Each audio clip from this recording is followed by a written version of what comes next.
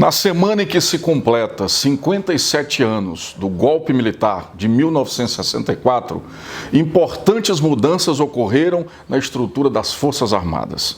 Os 3 comandantes das forças e o ministro da Defesa pediram demissão.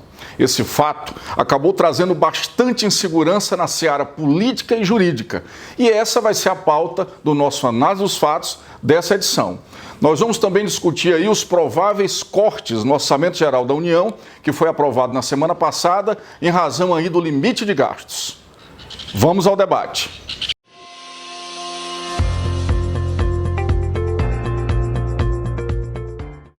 A semana foi bastante tensa em Brasília. O que era para ser aí somente a saída do ministro das Relações Exteriores, Ernesto Araújo, acabou numa profunda e grande mudança ministerial. O presidente da República trocou aí 6 dos seus ministros de Estado. E uma das mudanças que gerou aí um grande debate foi a saída do ministro da Defesa. A saída dele, em conjunto com os 3 comandantes das Forças Armadas, trouxe muita insegurança na seara política e na seara jurídica. E principalmente por essa saída ocorrer na semana em que o Brasil completa 57 anos do duro golpe militar de 1964. Na seara política, as dúvidas ocorreram após a saída dos 3 comandantes das forças. O que se comenta é que o ministro da Defesa acabou se desentendendo com o presidente da República por não aceitar a politização das Forças Armadas. O ministro já vinha ali em choque com o presidente em diversas situações, principalmente pelo fato do presidente insistir na manifestação do Ministério da Defesa e das Forças Armadas em relação à questão política. Os desentendimentos entre o presidente Jair Bolsonaro e as Forças Armadas iniciou a partir daquele cumprimento entre o comandante do Exército, Pujol, e o presidente durante uma solenidade militar. Naquele momento, o comandante do Exército se recusou a cumprimentar o presidente da República e movimentou apenas o braço, numa forma aí bastante comentada no meio jornalístico e no meio político. A partir daí, as manifestações do comandante do Exército em relação à pandemia também irritaram bastante o presidente da República, que vinha mantendo um diálogo duro com o ministro da Defesa em relação ao posicionamento do comandante do Exército. Comentam-se nos bastidores da política que, num dado momento, o presidente Jair Bolsonaro pediu, inclusive, a demissão do comandante Pujol, o que o ministro da Defesa acabou não aceitando. Aí, nesse ponto, entram em choque o presidente da República e o ministro da Defesa. A fala do presidente Bolsonaro de que o exército era seu, o meu exército, ali no momento em que ele desafia e ameaça a sociedade, causou também um desconforto muito grande na seara militar. E todos esses acontecimentos acabaram forçando aí a saída dos 3 comandantes das forças, juntamente com o ministro da Defesa. Toda essa movimentação se deu em razão aí da insistência do presidente Jair Bolsonaro em politizar as Forças Armadas, em politizar o Exército. O presidente Jair Bolsonaro busca essa politização para demonstrar forças ali, tanto para o mundo político como para o mundo jurídico. Ele tenta, através dessa demonstração de força, esconder aí as dificuldades de sua gestão e, inclusive, a incapacidade de liderar o país e de coordenar aí a pandemia no seu momento mais grave. Nos bastidores aqui em Brasília, os comentários é de que a reunião entre os 3 comandantes das forças, que deixaram seus respectivos cargos, junto com o novo ministro da Defesa, Braga Neto, foi uma reunião bastante tensa. Uma reunião que demorou muito e nela o comandante do Exército, que deixava o cargo, fez inclusive comentário de que o Exército não entraria aí nessa politização e o Exército tem compromissos com a República e com a democracia e não entraria numa aventura antirrepublicana. As articulações aí do presidente Jair Bolsonaro acabaram não dando certo. Apesar dele tentar aí, cooptar a parte baixa das Forças Armadas, ele se viu obrigado a escolher um comandante do Exército, o general Paulo Sérgio, que é justamente um comandante, um general moderado. Pelas movimentações ocorridas até agora, nós podemos afirmar que o novo comandante do Exército, o general Paulo Sérgio, ele vai dar sequência aí ao trabalho que vinha sendo feito pelo general Pujol. Inclusive, na entrevista que ele concedeu ao jornal Correio Brasiliense no último domingo, antes da sua escolha, dá para a gente entender isso muito bem. Ele afirma aí o compromisso do Exército com o combate à pandemia, inclusive coloca aí as ações que foram executadas pelo Exército para a preservação aí das tropas e, acima de tudo, ele demonstra a preocupação que o Exército tem com essa situação que eles consideram muito grave. A busca pelo presidente para construir uma liderança política forçada sobre as Forças Armadas acabou não dando resultados. O que a gente vê aí é que na movimentação do xadrez, o presidente acabou aí ficando para ser liderado pelas Forças Armadas, ao invés de liderar politicamente como ele pretendia. Muito interessante a gente destacar aí a conversa que o presidente do Supremo Tribunal Federal, o ministro Luiz Fux, teve com o ministro da Defesa, Fernando, que estava deixando o cargo, onde ele afirmou que o compromisso do Exército, o compromisso das Forças Armadas é com a República, com a democracia e com o Estado Democrático de Direito. E que em nenhum momento as Forças Armadas cederão aí a forçação política para se manifestar politicamente. Isso tranquilizou ali a Justiça e tranquilizou também o Legislativo. A mexida no tabuleiro pelo presidente Bolsonaro, que a gente percebe numa análise bem profunda, é que ele tentou se reafirmar aí e reafirmar a sua liderança. No momento em que ele troca ali o ministro-chefe da Advocacia Geral da União, que recusou assinar a peça onde o governo federal entrava contra os governadores em relação ao lockdown, a gente percebe uma tentativa de mostrar força política, mas essa força política ela acabou indo ali por água abaixo. Bolsonaro acabou menor do que entrou nesse processo aí de mudanças e acabou cedendo ao Legislativo, ali onde retirou o general Ramos da articulação política e onde foi nomeada ali a nova ministra, a deputada federal Flávia Arruda. Interessante destacarmos também que logo após a saída dos 3 comandantes e do ministro da Defesa, a claque bolsonarista tratou de construir a sua narrativa, como fazem sempre, para tentar diminuir os comandantes e o ministro que deixa o cargo. Passaram a afirmar que o ministro da Defesa e os comandantes das Forças Armadas tinham um complô com o Supremo contra o Brasil e contra a República. É mais uma narrativa falsa, rasa e pequena na busca de fortalecer o presidente da República publicamente. No próximo bloco, nós vamos discutir aí as outras mudanças que ocorreram nos ministérios.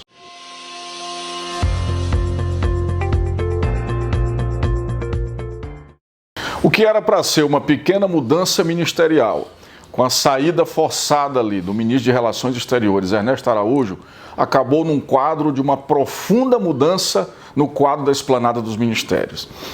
Nós vamos começar aí fazendo uma análise da troca do ministro Ernesto Araújo. O novo ministro, que é o embaixador Carlos Alberto Franco França, é um embaixador bastante respeitado nos quadros do Itamaraty.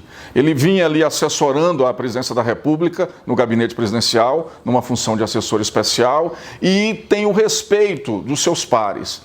Essa mudança ela foi vista de forma muito positiva pela grande cúpula do Ministério das Relações Exteriores. Ela foi muito bem vista pelo quadro dos diplomatas mais vividos e mais experimentados e também pelas embaixadas aí pelo mundo afora.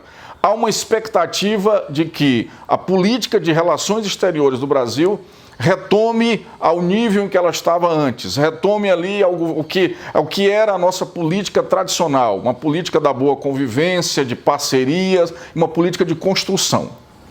Na minha visão, o novo ministro deve também recuperar ali as relações com os Estados Unidos e com a China, que foram bastante estragadas na gestão de Ernesto Araújo. O retorno desse diálogo com a China e com os Estados Unidos torna-se muito importante nesse momento aí da aquisição de vacinas e dos programas de combate à pandemia. No Itamaraty hoje, o clima já é de calma com a posse do novo ministro de Relações Exteriores, que também foi muito bem visto na seara política. Tanto na Câmara e no Senado, os principais líderes aprovaram a indicação e esperam a partir de agora uma nova posição e um novo comportamento na política externa brasileira. Outra importante escolha que soou muito bem em todas as esferas, tanto política quanto jurídica, foi o da deputada federal Flávia Arruda para o cargo de ministra-chefe da Secretaria de Governo da Presidência da República. Flávia Arruda está no seu primeiro mandato de deputada federal e presidiu aí durante 2 meses a Comissão Mista do Congresso Nacional de Orçamento, onde fez um trabalho bastante destacado, de muito diálogo e de muita articulação, votando aí um orçamento muito conturbado, que inclusive por falta de consenso não foi aprovado no ano passado e foi aprovado agora recentemente. Flávia Arruda é muito elogiada tanto na Câmara e no Senado pela sua capacidade de interlocução, de articulação e, acima de tudo, de construção de caminhos e de consensos. E é o que se espera a partir de agora do seu trabalho ali na Secretaria de Governo. Uma análise bem mais resumida que a gente pode fazer é que o Bolsonaro entregou a chave do cofre para o Congresso Nacional, entregou a chave do cofre para a ministra Flávia Arruda. Porque ali nessa secretaria é onde são autorizadas as liberações de recursos das emendas parlamentares. Até aqui vinha um general comandando essa pasta, né? Desde o início do governo Bolsonaro nós tínhamos um general. A partir de agora essa coordenação passa a ser política. A escolha de Flávia Arruda, comenta-se muito nos bastidores do Congresso Nacional, ela foi feita ali inicialmente pelo general Ramos, que era o atual ocupante da Secretaria de Governo. E também ali ela foi articulada pelo senador Flávio Bolsonaro, filho do presidente, na busca de garantir o PL ali na composição da chapa das eleições de 2022. O que se diz é que o PL já estava com um passo ali para indicar o vice do candidato Luiz Inácio Lula da Silva. E essa ida do PL, que é um partido forte, um partido de muita posição no Congresso Nacional, trouxe bastante medo ali para a cúpula bolsonarista, que acabou cedendo e articulando ali o nome do PL, que é o da deputada Flávia Arruda. O que se diz é que o presidente Lira foi comunicado após a decisão e que ele, inclusive, avalizou, ficou muito satisfeito. O que se vê agora é que o governo construiu aí uma ponte com o Congresso Nacional, o que é muito positivo, inclusive, para a questão das reformas. Uma outra mudança aí também na esplanada foi a troca ali no Ministério da Justiça. Saiu André Mendonça, que foi para a Advocacia Geral da União, e entrou o delegado federal Anderson Torres. Anderson, até então, ocupava o cargo de secretário de Segurança Pública no Distrito Federal, no governo de Ibanez Rocha, que é um governo do MDB. Aqui no Distrito Federal, o trabalho de Anderson era muito elogiado. Anderson é especialista em segurança pública e já coordenou vários trabalhos ali de combate à corrupção e à criminalidade. O nome também foi muito bem visto no meio político e no meio jurídico. Agora, alguns comentários que a gente ouviu aí durante a semana é que Anderson tem um diálogo direto aí com a Polícia Militar, com as polícias militares. E politicamente, o presidente Jair Bolsonaro vem tentando aí construir uma ponte com as polícias, já que ele não teve sucesso nessa ponte política com as Forças Armadas. Então, alguns analistas comentaram comigo que a escolha de Anderson se deu muito mais nesse quesito do que pela sua capacidade aí de atuação dentro da área de segurança pública e da área, inclusive, aí de combate ao crime e à corrupção. Agora, é interessante a gente destacar que o corpo da Polícia Federal já se manifestou perante o novo ministro da Justiça, inclusive defendendo aí a autonomia da Polícia Federal em relação ao governo de Jair Bolsonaro. No meu ponto de vista, Anderson, pelo seu currículo, que é um excelente currículo, pela sua atuação no Distrito Federal, ele vai ser um homem de Estado. Ele vai cumprir aí as exigências que o seu cargo exige e não vai ceder aí as tentações e digamos assim, a cooptação política que o presidente Bolsonaro pode fazer em relação a ele. O retorno de André Mendonça para a Advocacia Geral da União se dá ali por questões políticas. André Mendonça, apesar de ter um grande currículo, um extraordinário currículo, ele tem sido um parceiro político do presidente Jair Bolsonaro.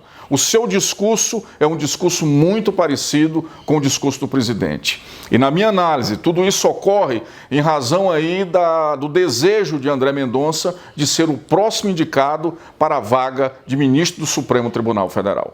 André Mendonça, outro fator importante que a gente não pode esquecer, tem um apoio muito grande da comunidade evangélica e da bancada evangélica no parlamento. Esse apoio pode, inclusive, favorecer aí a escolha do presidente Jair Bolsonaro dele em detrimento do Procurador-Geral da República, Augusto Aras, que é um outro candidato à vaga do ministro Marco Aurélio no STF.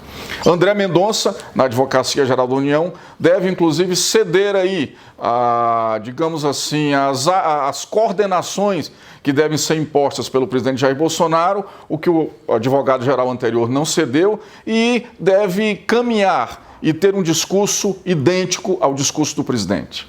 A escolha do general Braga Neto para o cargo de ministro da Defesa se deu aí em relação do seu excelente currículo. Ele inclusive já estava na presidência da República, ele foi durante um ano o interventor federal no estado do Rio de Janeiro, onde realizou um excelente trabalho, comandou também as tropas no Haiti, com um trabalho também de excelência, e tem um currículo muito bom.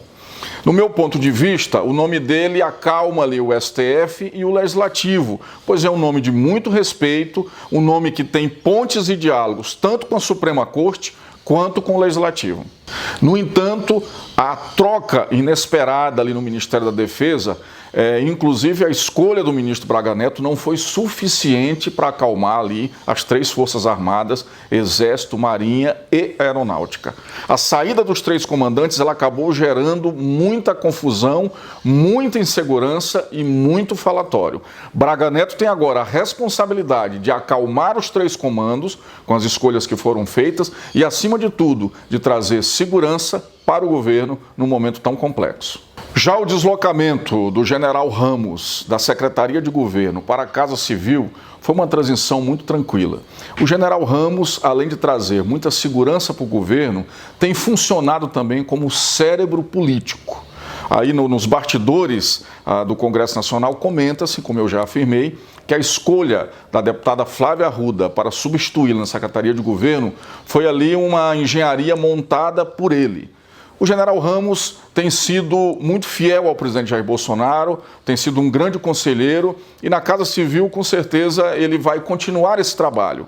Um trabalho de trazer segurança, organização e, acima de tudo, um olhar político atento para o quebra-cabeça do Legislativo e também do Judiciário. No próximo bloco, nós vamos discutir aí as possíveis mudanças que vai ocorrer no Orçamento Geral da União de 2021.